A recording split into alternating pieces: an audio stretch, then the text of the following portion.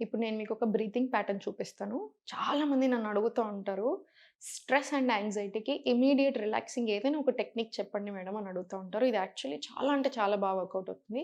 ఇప్పుడు మీరు నాతో పాటు చేయండి కావాలంటే మీకు ఇమ్మీడియేట్ తెలిసిపోతుంది. 4 seconds inhale, 2 seconds hold, 5 seconds exhale తీసుకోండి స్లోగా.